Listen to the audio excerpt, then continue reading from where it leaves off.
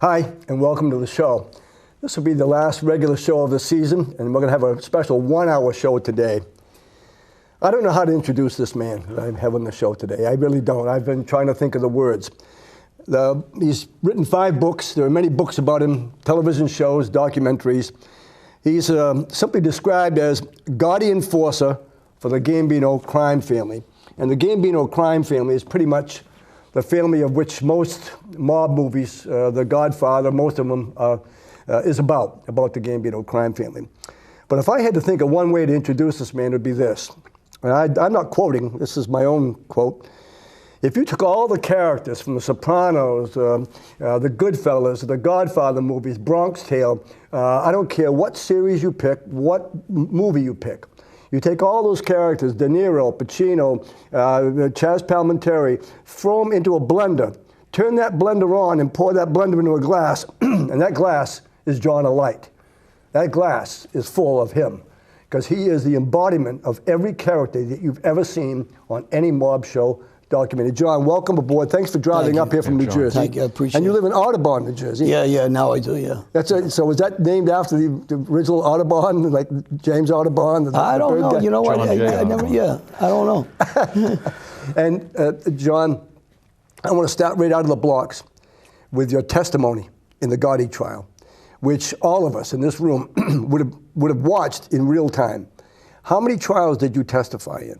Just 2. You just testified in 2, and in both of them, there was either an acquittal or a hung jury, am I correct? No. One was a conviction, the other one was an acquittal. An acquittal. And well, a hung jury, not an acquittal. A hung jury? Yeah, a hung jury.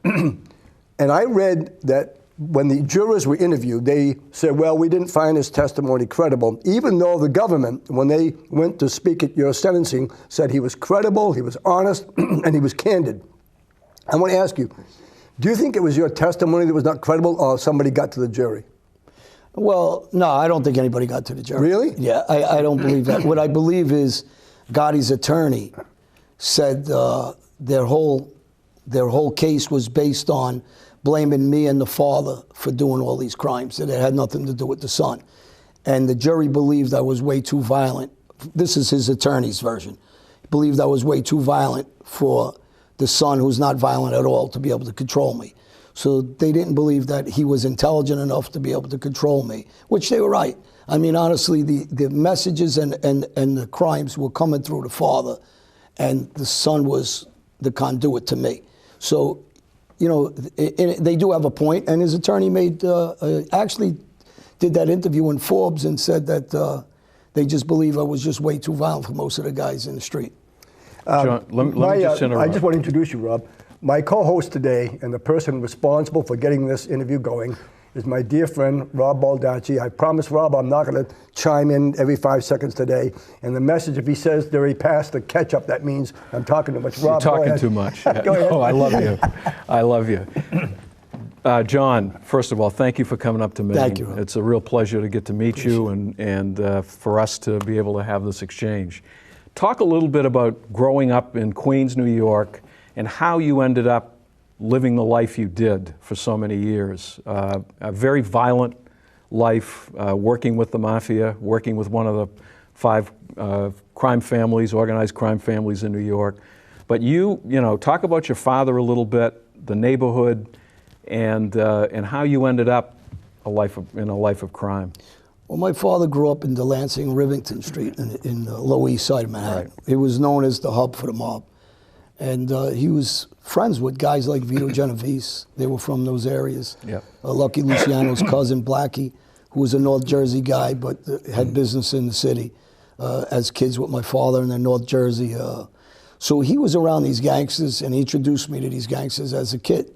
So I was exposed to him at 3 and 4 years old. I was with some famous gangsters, and he was an outskirt guy. He was a gambler. He was a street guy. We come from Albania, which was a closed-in country. It was a communist country. A lot of people didn't understand the culture of Albanians and the suppression from the Ottoman days. So my father wanted me to be able to protect myself on the street. And he didn't care about education. He dropped out of school in the 3rd grade. He had a mentality of, work on the street, hustle on the street. and be a fighter, to be able to, not get bullied in a violent world that he grew up in. Yep. His intentions were good, but what he wanted from me and what I did is I didn't stay on the outskirts of the mob like he did. I didn't stay just friendly. I wanted to be the guy running things. Yeah. So I developed, because of what he taught me, to be violent. He was a fighter, he was a boxer, my uncles were boxers. They were all gamblers, and I'd seen violence in the house, in the street, from where we come from. And I became very violent and became a fighter. What was it about these mob guys that said, that's what I want to be? That's what I want to be. Like everybody, scratch. Yeah. You're coming from a communist country that nobody has money. Right. My family's all broke, and there's other neighborhoods surrounding my neighborhood. I'm from Jamaica Avenue, that you've seen some big money guys, and then I'd go to card games down in the South Bronx, behind an abandoned building in a garage underneath the parking garage was behind that.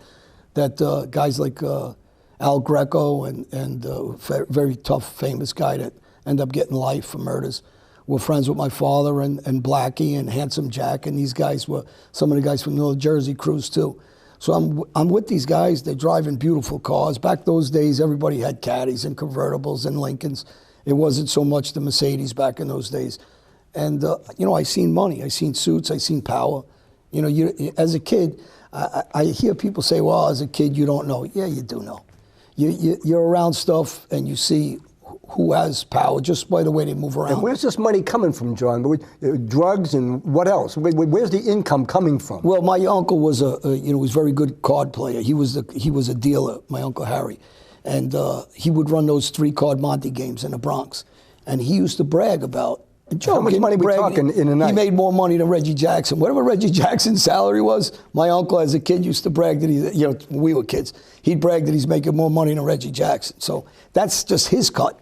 So, that's from a card game. That's not from anything else. Illicit gambling, loan shark in the drug business. So, I'm a kid and I'm watching these guys and I'm saying, you're seeing this kind of money going through their hands, and, I'd be eating ice cream in the back room and they'd give me $100. Back, you're talking about 50 years ago. Right. You get 100. My father used to say, "Don't take the money." Meanwhile, we wanted to tell my father, can I curse? No, you go ahead. Yeah, I wanted to tell my father, shut the fuck up. Yeah, but so the guys, on a bad day, they give us 20. So me and my brother, we wanted to be there all the time. John, what blows my mind is we've had this conversation for the last half hour, waiting for the studio to be set up. And you talk about being a great baseball player in high school. You get a baseball scholarship. I mean, so you get away being this all-American kid, baseball, the all-American sport, to being an enforcer for the toughest crime family. But what I want to ask you is, how much money in a year, when you were like in your 20s and 30s, how much money would you be making in a year? It's a great question. We had an organization of guys, and one of them, I want a condolence actually for Stevie New, was one of my guys that we had a falling out at one time. I ended up shooting him, and then we became friendly again years later. And you shot him, and then you became friends again. Well, he worked with me, and the street. Listen, the street is a funny spot, and because everything that you do is about your image, and if your image gets tainted a little bit, so it's you can't let anybody talk to you a certain way, especially if you're going to live off your name. I used to say my face is my wallet. So if I let anybody take advantage of me a little bit, and other people seeing that ruins my earning capacity. So your face is your wallet. Is that what you said? Yeah. Yes. Yeah. I never wore a mask. Never did a robbery with a mask. And the people say, why? I said, I wanted them to know it was me. I wanted them to fear me. And I wanted them to know that I didn't have to kill them to rob them, but if they came back, I would kill them. So, I was secure with that, secure with the way I handled myself on the street, and I ended up shooting Stevie. And Stevie made a statement about money. To get back to your question, he said I was the smallest guy in John's organization. I made $15,000 a month back in those days. So we made millions. We had big money. I bought a lot of properties and things like that. Talk a little bit about that, some of your properties, just to add credence to... people, when you're talking about property, I owned the property. It's a $10 million estate. I had lakes on it and built-in pools and an outdoor boxing ring, a pavilion and 3 homes and a driveway that was 7 blocks. I blacktopped it, paved it. It was probably just that was, $250,000 to blacktop the roadways. And then I had properties like, and I can give you addresses, I got good memory. I know you can. 1505 Aspen Drive, Plainsboro, 2192 Ash Court, South Jersey, South Brunswick. Had 78 Brick Road, Cherry Hill, 805 West Hillsborough in Florida. So you're Monopoly, you're playing real Monopoly. Yeah, 295 Greenwich Court, Manhattan. Yeah. So I bought buildings and houses, and and I got a good memory, so I can spit out addresses Ventnor like Avenue crazy. and Boardwalk and all that. 97, 44, 91st Street. I had 2 units there in Ozone Park. So when guys are questioning sometimes the amount of money we made, I can just spit these buildings and properties out. And I owned nightclubs. I had 5 nightclubs. You had after nightclubs? hours. What kind of nightclubs? I owned a place called Discotheque kind of thing? Country music. I owned Country music. Stampedes in Florida, American Cowboy 1 and 2. I owned Moet's Mirage. I owned illegal after hours. So, I had a ton of businesses. I owned clothing stores on my own, it was called, in Cherry Hill. I had the candy store, Colony Cherry Hill, Corner. New Jersey. Yeah. Cherry Hill Park. Remember? So, I wasn't the typical also. I bought businesses and I got involved in illegal and legal. So my illegal money went into my legal, and that's how the government came after me. They said that I was cleaning my money through my John, companies. in the early 90s, you were doing international drug dealing in 10 different countries, dealing with 10 cartels, and you were bringing in the family essentially over $1 million in a month. And this is way back. So these cartels, are you telling me that you also worked with, the Colombian cartel and the Mexican cartels? Are you dealing with the high up guys, like the Chapo kind of guys? Well, there's the Flores brothers that actually testified against Chapos. Those guys did time with me. So people that don't, the reach we have, I had, friends like that. My friend Nelson, he'll be coming out pretty soon. And he'll be doing some shows with me. He's one of the bosses over the years from El Salvador, MS-13, to the Mexican Mafia. So these are personal friends of mine. These are guys I know. I went on a run. I was with the cartel in Colombia. They hid me. And for people that... They hid you? They hid me out when I went on a run. They took care of you. They took care of me, yeah. And, for people that want to look at statements by guys like Ronnie Juan Trucchio, who was a captain of the Gambino family, his opening statement when he was talking against me was that I'm running the drug industry for the Gaudis and with the Gaudis. He said it like 15 times on his opening statement. Right. So that's a captain in the Gambino family doing the talking against me. So, when people questioning what's accurate, what isn't, they could go get the documents in the Florida case and see what he had to say. Called me a loose cannon and a killer and, some other words against me. But these are their statements, not mine. Could we just roll it back just a little bit, John, in terms of how did you end up working for John Gotti and the Gambino crime family? How did that happen?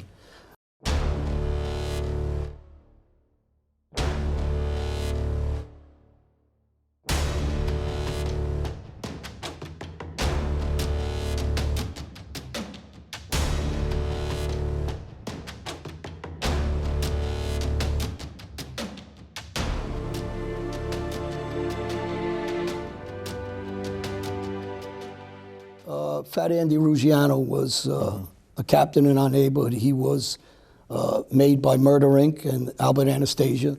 He was the grandfather figure to me. I grew up in his house, around his family, around his sons, Albert and Anthony. I was very close at that time with Albert more than Anthony. Anthony is involved in this genre a little bit with me. And Albert was my baseball coach. We would box up at Lost Battalion Hall.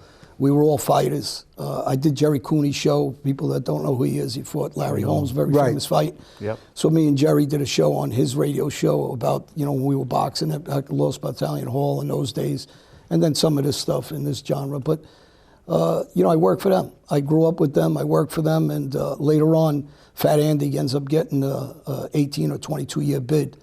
And Gotti, Sr., ends up taking over the family as the captain and the boss in our neighborhood. But there was an assassination that occurred, and that was pretty much pinned on Gaudi Sr., correct? Yeah, Gotti got caught in the middle with some of his guys in a drug organization, heroin. Some of his guys got caught on tapes. Paul Castellano wanted to hear those tapes. They didn't want to turn them over. And Gotti used that to take advantage of, let's hit the boss. He used the excuse that if we don't hit him, he's going to hit us. In my belief, he was never going to hit them. He had a case going on at the time with Roy DeMeo. He had another commission case that everybody got life on. And Paul was involved in that. He didn't have the ability to hit Gotti and them. He didn't have the, there was too much heat on him at the time. So nothing would have been done to them. He would have just shelved them. Gotti was smart. He knew that. John, I got to ask you this question about Gaudi, because we all watched him.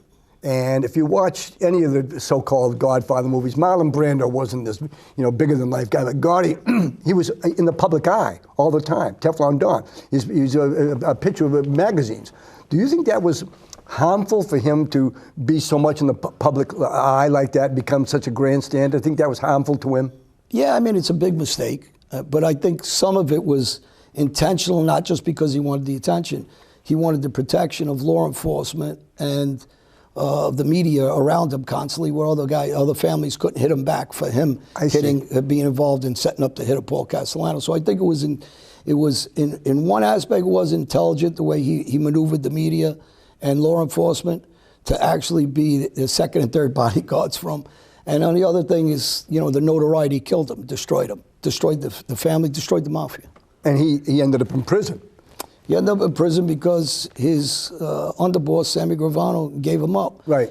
Sammy Gravano ended up selling out. He's got an excuse why, kind of like his son did to me, So when people don't know the history, you have his son who was an informant against me before, and his team of captains, like I just mentioned, and Mikey Scarsdale, Leonardo, the whole group of them, along with the Bonanno family, were all testifying and giving information against the mob and me.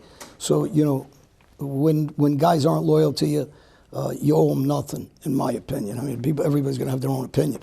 But I was in the penitentiaries sitting and fighting a good fight while these guys are all having lunch with the FBI and their informants. So, Well, we're going to talk a lot about, how you made the decision to say enough is enough. Right. I'm going to start naming names.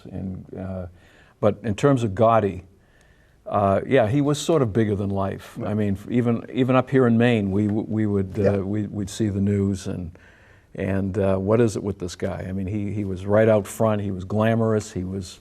How did you feel about him? I mean, did you look up to him as this is the best of Cosa Nostra, that he lived it? Did you look up to him, John? Oh, as a kid, I definitely looked up to him. I mean, there's things later on that I questioned. Right, yeah. Because you're getting a little, you're older, you're intelligent. And I grew up with guys like Fat Andy, who was very quiet, and, Al Greco, who was quiet, and, Handsome Jack, and these other guys that were in the mob were, a different type of gangster. They were, low-key and quiet. Some of the Gambino family guys that I grew up with Carlo's son, Tommy, very gentleman, not a tough guy, but a businessman, but gentleman, quiet. Yeah. And John was the opposite. John was very flamboyant, and I understood some of it, and some of it was for show. I mean, I got to tell you, guys talk bullshit now because everybody can say what they want. But when I was around with John, if he told them go kiss his shoes, go tie my shoes, go get my car, they all jumped. They weren't gangsters with him. Yeah. They were soft, and he knew they were soft, so he knew how to maneuver them. He knew how to bully them around and how to control them all. Yeah. And they were weak. He wasn't in a lot of aspects. And, I use Sammy as an example. He does a lot of talking now, but he's carrying an umbrella for another man. He's walking around like a puppy. So all that nonsense, you're not all about that because you're carrying umbrellas for this guy. Did Gotti ask you to carry his umbrella? No, and I was a kid. I looked at him more like a son. He had me in his house, sleeping in his house. I'd be with him at different events. And when people question that, I was, because you're going to get people question this. There's videotapes of me picking him up at court. There's videotapes of me coming out of his house. There's videotapes of me at the rave at night. And these are in an era when there is no tapes and there is no cameras. So, I had a different relationship. He would say, you're with the regime, meaning you're with the king. Yeah. Are you about the same age as his son, John A.? Yeah, I'm the same age as his son. So you folks grew up in the same house, sleeping over, and you get to know him, and later on you testify against him at a court of law, federal court. Well, state court. I'm testifying against a guy that's an informant. That's the part. It's like what Whitey Bulger did, so people understand. He's a guy that's an informant. Since 1998, he's bringing the FBI with him to go see his father. There's no business with the FBI. When you're traveling around with them, you're giving information from I don't know anything to an informant. So, people don't understand there's a time frame here of when a guy's an informant, when he's running around and he's dropping dimes on me. And me, not just me, the organization. And his answer is, well, I was only ratting on my enemies or people I didn't like. Right. I mean, ridiculous statements. But the part that I try to tell kids is, you got a guy whose father went to do life. While he was doing life, he's an older man, he gets stomped on in prison. His son does nothing to that guy that comes home a year later. You have a guy, Sammy Gravano, to put your father in prison. He's all over the media.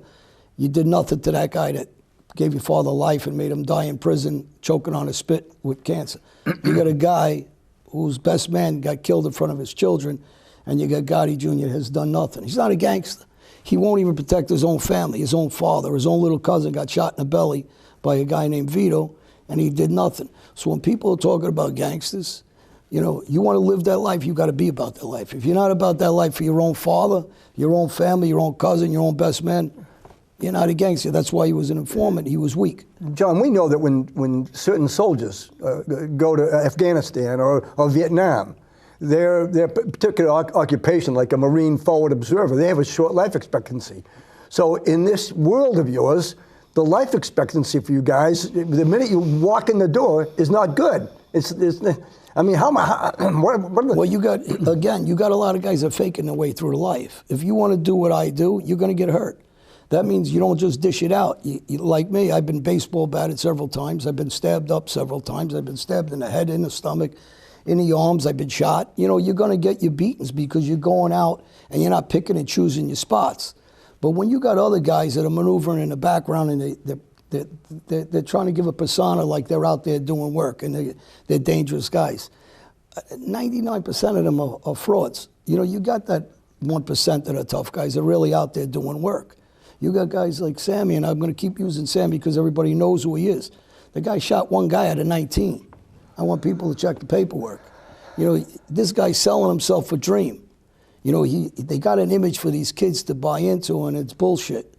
So it's like, my whole idea is back to the kids again, is to explain to the kids, don't buy into this crap. These guys are selling their own stories.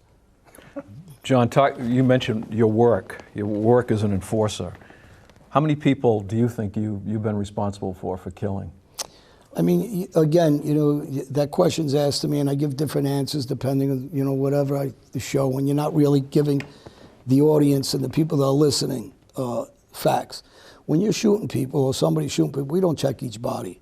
Then you got charges of this government when you're killing somebody. I shot a guy in the head, and I'll give you an example on the Bell Parkway, Interborough Parkway, Ricky Stratton, and I'll say it by name so people know. I had a guy, Larry Cuccarelli, and some of his family members were with me. They were driving with me when I did the work. And the guy died a month later. They didn't charge me with the homicide. I baseball batted another guy, 3 bikers. I killed him. He was a vegetable. They didn't charge me with that homicide.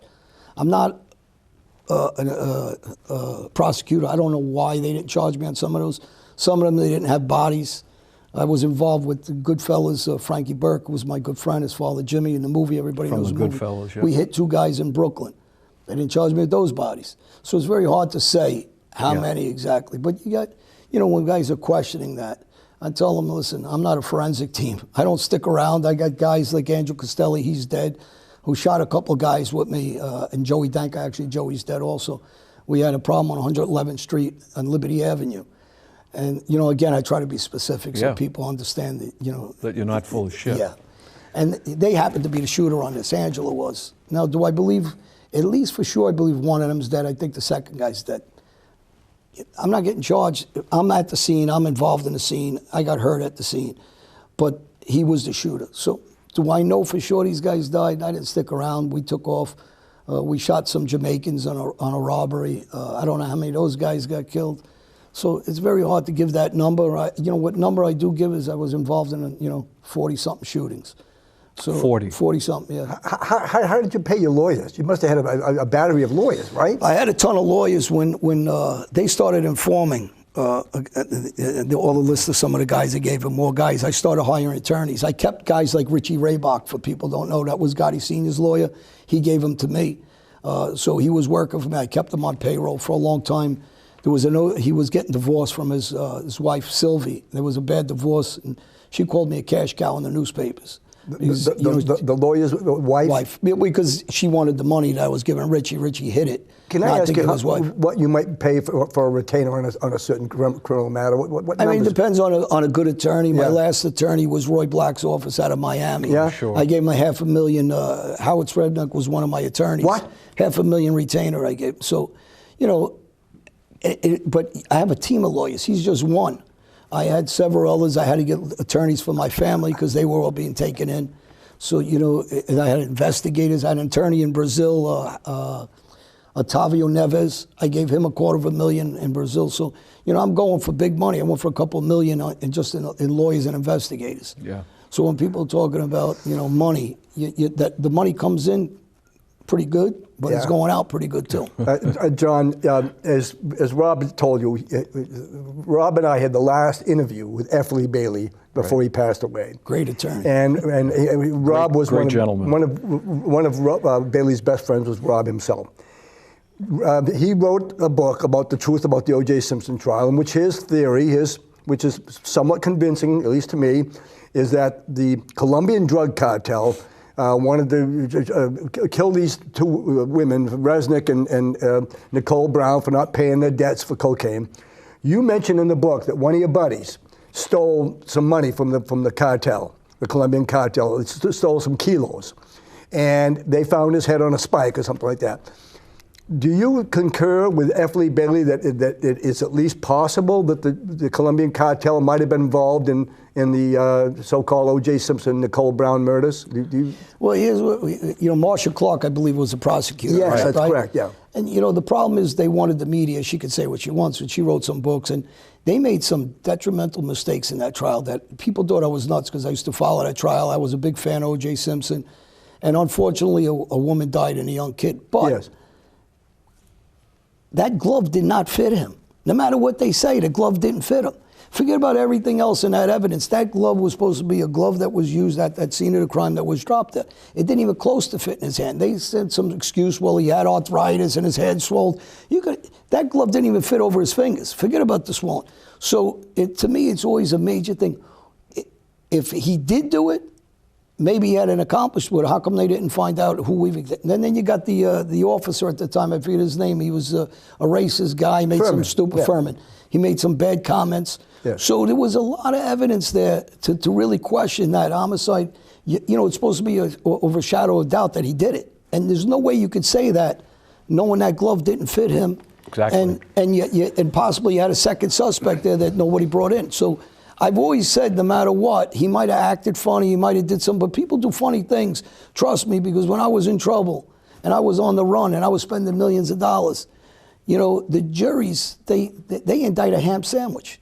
You know, because so you're getting indicted. So if you're a guy like O.J. Simpson, you're a black man in America, and I hate to pull a race card here because I do a lot of talks for inner cities, and I don't like anybody using an excuse for themselves, but he was a famous, rich black man, and L.A. doesn't have a great reputation of prosecuting. I would feel the same way as him. I mean, you know, so, you know, people are saying it's strange behavior. Well, you can't blame him because of the history in L.A. I'm just going to say to you, F. Lee Bailey, wherever you are, buddy, that was one of the best validations of Bailey's book that I can think of. Go ahead, Rob. No, what I was going to say is with social media now being so prevalent in our lives and people's fascination with organized crime and the mafia as a result of all the movies, The Sopranos and everything, I think you were one of the first, John, to really go online with podcast and YouTube, and then that follows with Michael Franzese and Gravano and others, and they've also, in the case of Franzese and Gravano, I'd like you to talk a little bit about them because you know them both. Franzese kind of dismisses you in an interview that I see, like you were, you know, he never met you. And then you got Gravano, who made his derogatory comments about you. And I know when he first came out of jail, you actually tried to help him.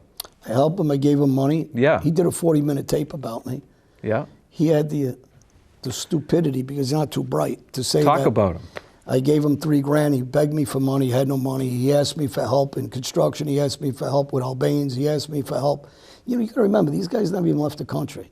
You know, they're neighborhood guys. They're not as bright as everybody thinks. Yeah. And they're not as tough as everybody thinks. Not even close to it. And I'll give you an example of that quickly. Go ahead. Eddie Leno got killed.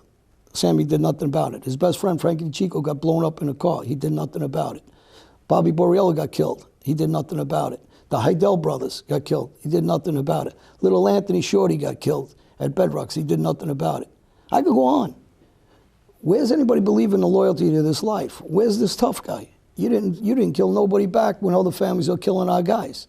When they tried to kill John Gotti Sr., where were you? As soon as you got locked up, you talked this nonsense. You didn't like Gotti. You were in there with him. Why didn't you kill him? I mean, you ain't going to kill Gotti. Stop your talking. These guys run their mouths, but they're not about anything. And no one's challenging them, and they'll never get on a show with me. None of them. Because I'll embarrass them. I'm the only one that diminishes their bullshit. And you've asked them. You've asked them to. Well, yeah, I've asked them, and instead they bring on dummies, and like Bobby Louisi. Yeah. He's an okay guy, but he's a dummy. I said, so yeah, they can put them on the show, and they're like puppets. They put the string, and they can tell them what to do and say, because they're not intelligent enough to dance these guys. I could dance all over these guys, because I know they're not really about anything. So when they're trying to believe and send a message to people that are in the mob world that like this genre but don't really understand it, and there's a handful of street guys and people that are not actually involved, but they do get it, or they'll use their titles. Yeah. And I can use titles too. Jimmy Burke wasn't a made guy, he was Irish. But I don't think anybody in that mob world was really telling Jimmy what to do. So when these guys are playing that card, or Joe Watts was German, I don't see too many people telling him what to do. Instead, you got guys like John Gotti Jr., who has a title. He ain't a street guy. But then he ratted on Joe, and he says he was his enemy. That's why he ratted on him. What kind of ridiculous statements are for these guys, and who the fanboys that are buying into this.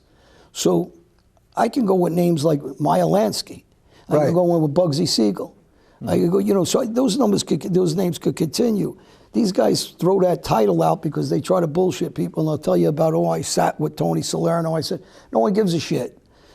And I'll say that to them if they got me on a show. I says, okay, tell me about how you put a hit together. Tell me how you put a robbery together. Tell me where'd you do those robberies? People don't know what went on.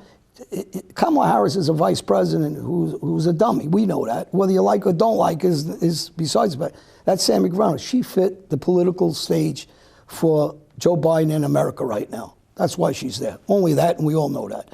Sammy Gravano fit the stage for John Gotti Sr. He needed him. He needed somebody he can boss around, treat like a dummy, tell him to take the fall if he wanted him to take the fall. Not that I believe that's Sammy's version. But if you want to be that guy, then what'd you do to get there? Tell us. You know, for people that don't know, he was in his 20s and he's robbing tires out of the back of a car. This is Gravano. Gravano. Yeah. We'll bring Fat Sal in, who's a friend of mine, who's a gangster, who's intelligent. He's away from the life. But you got to bring guys in that know the stories, that know what the truth is. His name wasn't Sammy the Bull. It started off as Sammy the Bullshit. They just call him bullshit us. So when he's talking about John Gotti talking about because he's dead. And you're talking about him because his son's weak. That's why he didn't kill you. And his uncles are weak because that's why they didn't kill you. And if you're a tough guy, you wouldn't be hiding under a rock in Arizona. So I don't know what everybody's so hard to see here. These guys are painting an image of themselves and full of shit. But I guarantee you one thing, if John Gotti was here, he would never open his mouth on any TV or anything. Right. He'd be hiding and he'd stay hiding. So there's the difference. You want to like John or hate John, or you know he made some mistakes, but he was a gangster. John, some of your comments are precisely why my director here at the TV station, Tom Andel, said we ought to have some security out there. I swear to God.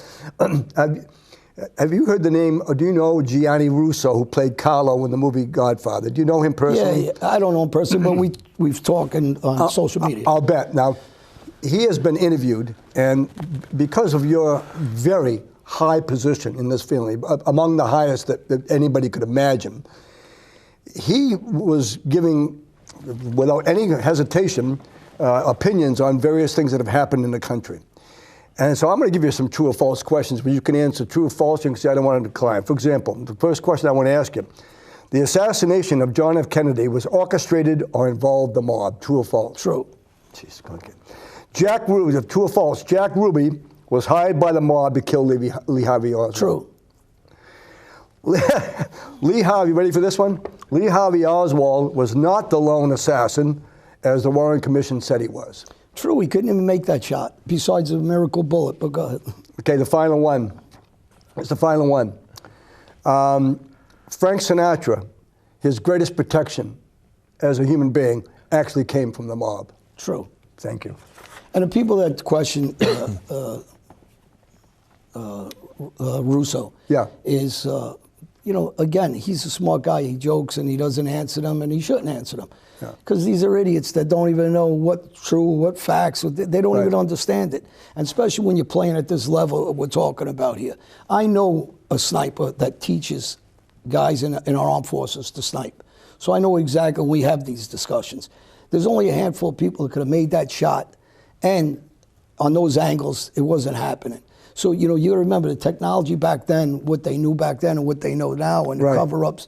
So, you know, again, some of the people that talk, they talk without any knowledge. And you can't stop that, especially in this day and age. Did you watch the movie The Irishman? Sure, yeah. Jimmy Hoffa. Tell me what your thoughts were. Jimmy Hoffa was going to be my next one. Go ahead, buddy. I had, you know, on my show, for people that don't know, I have a podcast, and I had Jimmy Hoffa's driver on. Okay. So he was involved with Meyer Lansky. He was an ex-fighter. He lives in Canada. He's 87 years old, a legitimate guy, older fellow gentleman, very intelligent if you listen to him talk on my show, on my podcast.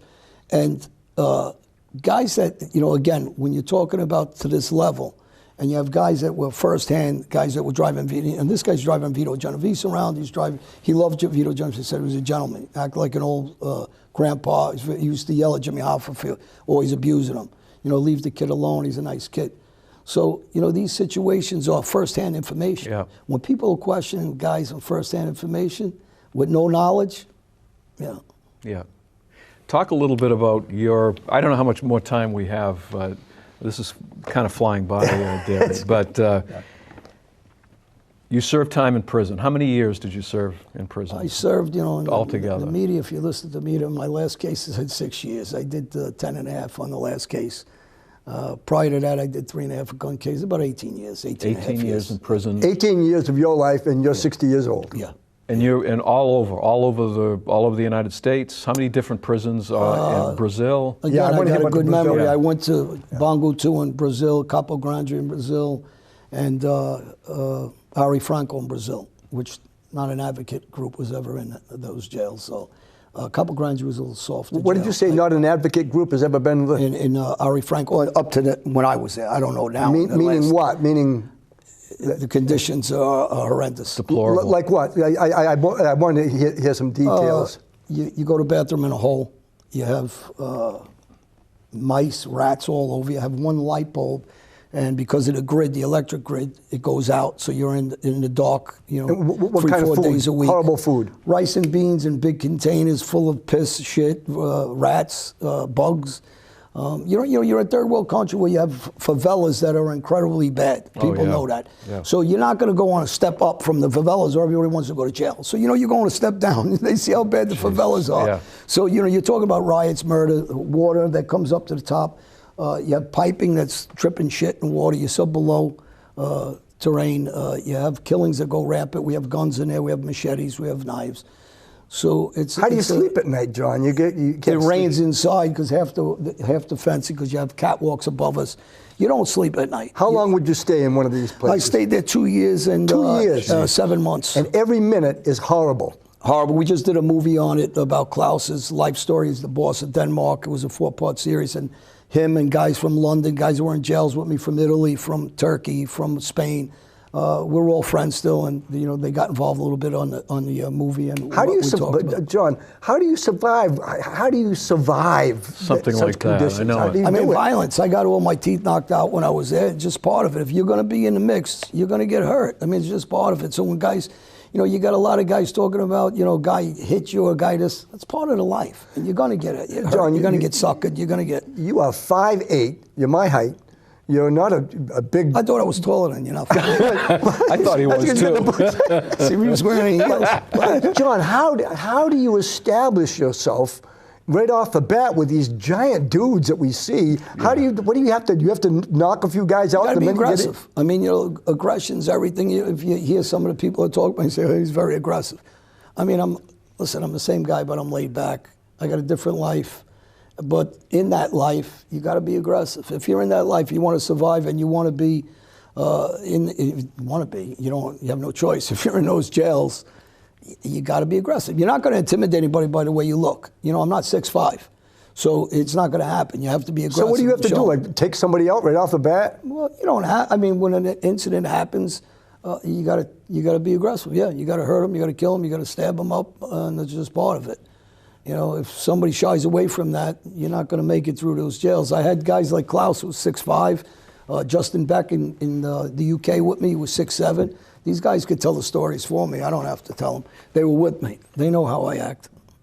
Jesus, it's incredible. Well, I want to ask another. Well, let me just jump in though. At what point you come back? You're out of jail. You've done your probation. At what point did you say, okay, and look, do you have any regrets, first of all, for what you did? And second, do you miss the life that you had being part of organized crime? Any regrets? Yeah, you know, somebody asked me, I regret on a show, I said something about I don't regret it. They're misunderstanding what I'm saying. I can't regret my whole life because it's not possible. Right. Am I sorry for a lot of things and my choices? Of course I am. Did I reach out to people and victims of mine, whether they were killed or hurt by me? Yeah. I can't change that. It was the road I took, whether I like it or not. The past is the past. I got to leave it there. I can only do the right thing going forward, and that's what I try to do. I work with a lot of kids. I work with a lot of organizations. Yeah. I try to be very upfront and precise on the way I talk. Yep. Factual, you know, dates, times, addresses like I just gave. Right. Money that I had, bank accounts. I showed everything over the years. Because, you know, people say, well, he's embellishing, he's exaggerating. Not just me, they say it about other people. They say it about Russo. When people don't understand and they live in a little bubble, like I said, most of these guys never left their neighborhood. We're going to 30 countries, 40 countries. We're involved in a different level that these guys can't even comprehend. And then you have guys, like I said, whether people know I don't really particularly care about the Gotti kid, but they know I like the father. So if there's loyalty in that life, I got to show people, then why didn't you do anything about people hurting you? Not as a gangster, just as a son to a father. Right. Right? So if Sammy was so worried about that, he wouldn't be living in Arizona. He'd be here in Brooklyn if he wasn't worried about that, excuse me. He'd live where he loves it. So they're telling stories and nobody's questioning them. That's why these guys want me on TV. But the second part of your question was what? If I got regrets, I do. Yeah, regrets you do, but if do you miss that life, Yeah, and then here's John? the other thing, and you know, and I'm honest to the kids too, and I have to be honest. Of course I miss it. Okay. I miss the power, I miss the money, Right. I had tons of money, I miss it. But it isn't worth it. There's Right. two different things. Exactly. It's not worth it. The suffering that we don't talk about today, we haven't talked about the health, mental issues, because the physical I could take. How about the PTSD? Yeah. How about the crying? Because I'm like everybody else, I'm a human. I shed tears. I miss my kids growing up. Sure. I miss them when they were sick in hospital. I miss their graduations. I miss their, you know, when they were getting engaged, or, you know, one son just got engaged. I missed a lot of things. Family members of mine passed away. Cousins were killed on the street. So you know, all that in consideration, it's not worth it. You got to be a fucking dummy to think that's worth this life. And I show you the treachery. No one's loyal to me. They stole my money while I was in prison. They testified against me. My family members were giving me up. My friends were giving me up. My friends that I helped weren't loyal back to me. They told me to go fuck myself. You have all the mobsters, I just named them all. Besides all the bosses I can name from everybody in different, from Ralph Natale in Philly, and Gas Pipe, and the Lucchese family, Al, the boss of the Lucchese family prior to that, that went bad. So you got guys in every family. Joe Messina wearing a wire.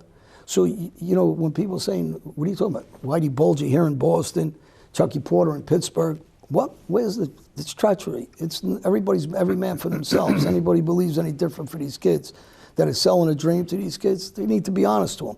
So tell them, listen. The notion that the mafia was this family, and the mafia came before their own personal family. Well, what idiot would say that? You have an intelligent son. I don't Yeah. want to bring him on. He goes to school, good-looking kid, Maybe. intelligent. You're telling me if somebody walks in here with a gun, you're going to protect me first before your son? Right. What idiot's going to buy into that? Right. So the day they prick their finger, they start lying. Okay. So, you know, They who's start not- lying. Is that what you just said? Yeah, see, yeah. John, Go ahead. you wrote, well, just because it's right in line with what you're Sure. saying. Besides the money, adrenaline rushes were one of the many things I lived for. I loved to fight, whether it was the cartel, the mafia, or anyone else. The number of guys fighting against me never bothered me.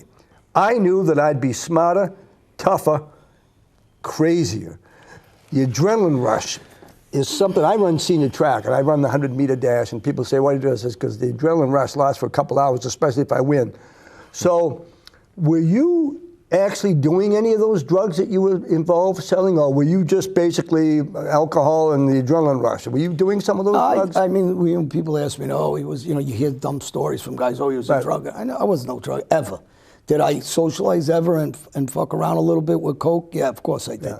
Was I a partier? Never. I never lost control of myself with any kind of 'Cause alcohol. if you lost I was a control, money you- guy. You know, you don't make money and you don't last in this life if you're Right. going to be if you're going to be a drug user. I mean, there's guys that use it and it takes over. Guys that drink, they drink too much. It takes Right. over. I wasn't one of those guys ever. I was too much into athleticism and money. So, you know, I never lost control of any of that. No. I mean, did I ever try it? Yeah. Did I Yes. play around here and there with a girl? Yeah, that'd be a lie if I said it. But never to any extent of any kind of problem. I didn't do it every day. I do it once a month. If I do it sometimes a week, like I would drink alcohol. You drink every day? No. You know, I drink it. Sometimes I don't drink for 2 months. Sometimes I drink 3 days in a row. But I never let anything control me like that. And your children, are they all pretty much grown up now? I have one son in prison. He's in prison? One son in prison. I got 2 sons What, that do very well. can I ask what he's there for? Yeah, same as what I did. It was shooting. Really? Shooting and gun possession. And again, he didn't know the guy he shot. Actually, the guy came to a house that was bothering the owner of the house that used to live in the same house. My son happened to be there. And he came back and forth, threatened him. He said he was going to shoot him. He came back with his hand under his shirt with a gun. When he stepped up, my son started shooting him. How long will he be there? He gets. He's been in about 6 years. He gets out, I believe, next year, hopefully. And so you were not able to talk him out of what you had been involved in? You know, the funny thing is, at the time, I said, why don't you just go upstairs? Why did you stay out? And he said, would you go upstairs? That was his answer, like most kids would say to me. And I go, yeah, actually I wouldn't. That's why I ruined my life. Yeah. So, but after he shot this gangster, because the kid's a gangster, gang member, gangster. Yeah, right. The first thing he did was rat on my son. So, you know, this goes back to the same thing. And I told my son, well, now you're in prison, he's on the beach. Mm-hmm. Right. He says, so tell me how that worked out for you. And he sees it now. Yes. Because I told him, this is what's going to happen. And everything I told him, he sees now. You know, unfortunately, it's not too late for him. I mean, he wasted a big part of his life. He's a kid. You know, he's not that old. He's 32 years old. You're 7 years in prison, 8 years in prison is a lot of wasted time. Mm-hmm. So what I'm telling these kids is, you know, you can have the ego I used to have and ruin your life, or just keep it moving. And if you really want to fight and show how tough you are, get in the ring. Go make it, do it for money. Talk about what you're doing now, John, with kids. And I know you're invited to high schools and. I travel around the world. I Yep. mean, it depends on where I'm at. I've been in Kosovo. I was a guest with the ex-prime minister, who I have high regard for. He's a war hero with the Serbian-Kosovo War. I talk to kids in my country. I do one-on-ones. I talk to family members. And you went to Switzerland? I went to Switzerland. They did some articles in Switzerland on me, talking to gangs of kids that really you don't have too much violence in Switzerland, but on occasion they had violence in Switzerland when they were stabbing each other, and I went there. I did a speaking engagement. I get involved in second chance programs. I was involved in speaking in Winslow, Camden County. I did 3 bids there with inner city kids. I go to Brownsville with a friend of mine, Dan. Hello, Dan, by the way. He's got 2 kids that were killed on the street. He's got 1 in prison. A black gentleman. We talk about keeping race and religion out of the streets and get back to when kids are all playing with each other in the streets and no one cares what color you are. Everybody's laughing and smiling. They're being taught hate, and we try to talk about unity, not division. So I do that. I do a lot of talks at colleges. Chief Little. You speak at Ocean colleges? County. I spoke at probably about 7 different colleges. So before you on a regular speak, basis. John, and I'm getting to your question, before you're introduced, do people like get to watch a movie about you or hear a story? I mean, do they just get up and say, this guy used to be a bad guy and now he's a good guy? I mean, don't these people have to, I mean, Rob and I researched you, have read this book and know about you, but do they know your background when you first start to speak to these people? I mean, I went to Newark High School Yes. about 4 years ago, I believe, and it was about 300-400 students in an auditorium. When I stepped in, the principal originally wasn't going to let me speak because prior to me, the other principal was killed by the mob. So I said to him, listen, let me just go up for a couple of minutes. There was another guy that introduced me, who was also a black guy, nice guy, but he wasn't a street guy, he was more of a white collar guy. And I says, if you don't like what I'm saying, stop me. Just give me a thing and I'll cut it after 5 minutes. And he let me run for about 40 minutes. Because I went in and I said, basically, they gave me a small introduction. Sometimes they know me. I did talks at mob museums and, you know, different juvenile centers. And right. So I've been around the block a little bit talking to troubled kids. But on this occasion, they introduced me and I start off with, you're sitting here now, and then tomorrow you could be me going to college, just like Teddy is going to go to college. And there's a percentage of you guys, whether you know it or not, are going to have drug problems. You're going to go to jail for different things. And I says, just, you got to say to yourselves, because you're going to sit there and say what I said in high school. It ain't going to be me. We all said that ain't going to be me. But some of you, it is going to be you. And some of you, unfortunately, going to lose your life in the next couple of years. I said, I'm just trying to lower those numbers. I'm not going to get all you to listen to me. But I said, if I tell you about all the killings I did and all the shootings I did, all the years in jail I did, and now they're listening. Because now you capture what they understand. Today I told you I wanted to get a coffee at Dunkin' Donuts, 2 young kids. You know, they think the image is, and they're probably nice kids. They got their pants off their ass, they're wearing a hoodie, it's 90 degrees out. So it's not because they're cold. And I walk in and they want to be gangster, they think that's the cool look. And they're hopping when they're walking, and I smiled. Usually I bother and I'll say something, I'll give them a card. And I'll tell them, if you want to learn about being a gangster, call me. Come here. Because I know they're nice kids. They're just lost. They don't know. They think it's cool. You know, their little girlfriends probably think it's cool, and it's not. You know, that's not the image. I have a friend, Paulie, and I just came home in Boston. I was with him last night. He did 27 years. He met me when he was 22 years old in prison, or about that, and he's 45 now. So he did a couple years prior to meeting me, and then he went back in. And while he's in prison, so people know, he was a regular kid, and this is what happens in jail. He had a problem. Somebody wanted to hurt him bad, and he ended up stabbing him up bad, quote, another 10 years. And he did probably 7 or 10 years in solitary confinement. That's the reality of the kids that I run in today. I would like them to see him, because that was him maybe, you know, years ago. The poor bastard lost his life, and he's lucky he's home at all to enjoy it now.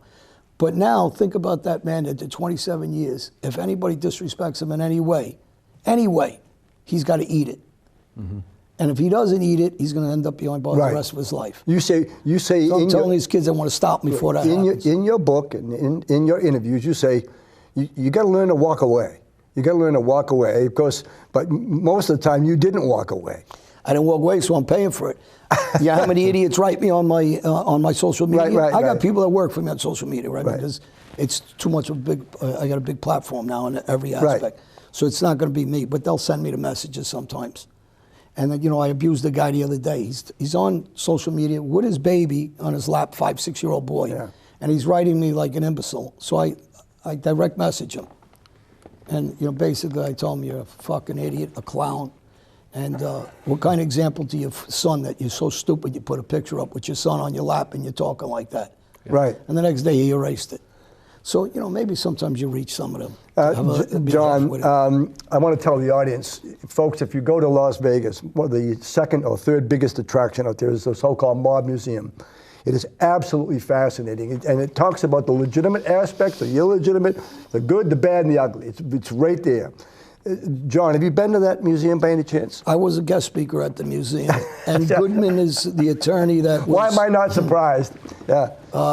and you know, he was the mayor at one time. Yes. He's involved with the museum. My author, George Anastasia, who wrote Gotti's Rules, also wrote a book with him about the mob and about his as an attorney for the mob and as a mayor in Vegas. So yeah, I know.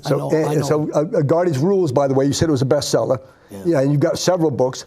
But at that museum, so if people go to that museum, and I'm going to tell you, it's fascinating. You spend several hours there. It's one of the best things I've ever been to. I agree. It's actually a beautiful museum. Yes. No, it's not a dump. No. This is, folks, former courthouse. Very classy. So, John, if somebody goes there, they're going to see references to you on several aspects of that museum. You're all over that place, basically. Okay.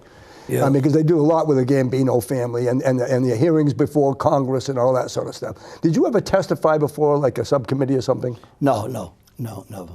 Oh, okay. But everything else. Yeah, I've been involved. Rob, go ahead. We got a couple of minutes left. We got a couple of minutes. I mean, John, talk a little bit about your platform and your social media, where people who are interested in knowing more about you and your message, where they can find you. Sure. They can find me, if you plug me in, just my name on YouTube, you'll find me at different shows. But one of them is The Mob, The Mafia, and The Man. Yeah. I do a show with an ex-corrupt cop, Mike Dowd, that changed his life. He did 15 years in prison. Yeah. He was from the 7-5. There's a documentary out about him also. We do a thing, and we hit every subject politically. There is from gay rights to neurosurgeon, who's a very good friend of mine. I had him on the show, to politicians I've had on the show, to ball players from the New York Giants, from congressmen I'm going to have on shortly. So I have a very different aspect to gangsters. I'm on my platform on Instagram is True John Alite. That's I don't know how many. I got a pretty big following there. I've done shows on Netflix. Fear City. I got a new one coming out. Classic. Yeah, I have one. Fear City is running right now, folks, on Netflix. On Netflix. And John, I'm going to close by saying this. In your books, in your life history, if you sat down with a Netflix producer for like 3 hours, they would have at least 15 series. You have stuff in the prisons, the stuff going to Swiss. I mean, your life is quite incredible for someone that just literally hit the lowest of the low, the rock bottom of taking people's lives. And you certainly have, you pulled yourself up and you're encouraging people to live a normal life, basically, right? Yeah, I mean, I hope I'm helping and encouraging some kids. I mean, you know, I had a bad life, and you know, unfortunately, like I said, I can't change it, but I can only move forward, try to do the right thing. Exactly. Hopefully, I reach some of these kids. A lot of parents reach out to me about their sons and daughters. Hopefully, I help them. I just had a 13-year-old girl on my show with a mom that was stabbed up. Another girl tried to kill her, and innocent girl. The other girl was a gang member. So I try to reach out. I have a lot of guys from the street, from my neighborhoods, inner city kids, black, Spanish. I have a kid that, real good kid out of south side of Chicago, Gaudi, that he's a rapper that I'm involved with. I really push his message because he's a positive kid. So there's a lot of young positive kids from our neighborhoods, from the hoods, that do the right thing, and people want to reach out to me, johnalite.com, on my website, if I can help them or their family. You also went by the name of John Aletto. Yeah, when I was on a run, and one of the times prior to that, I had a hook in DMV, and they made a new license for me because I was in trouble with something else. And you know, back in those days, you could. John, one final question. Do you ever worry about your life? Yeah, this is going to be a quick answer, but I got just if one of my girlfriends tried to come kill me, no, I don't worry about it. I just move around life. Listen, you know, I don't understand some of the people that walk around with a mask and everything. I get it. You know, they're afraid, but that's not living. You know, you got to live. I stay in my neighborhoods. John, thank you so much. I can't thank you enough for being up here. Rob, thanks for putting this together. All right, buddy. And folks, thanks for watching the Derry Rundlett Show.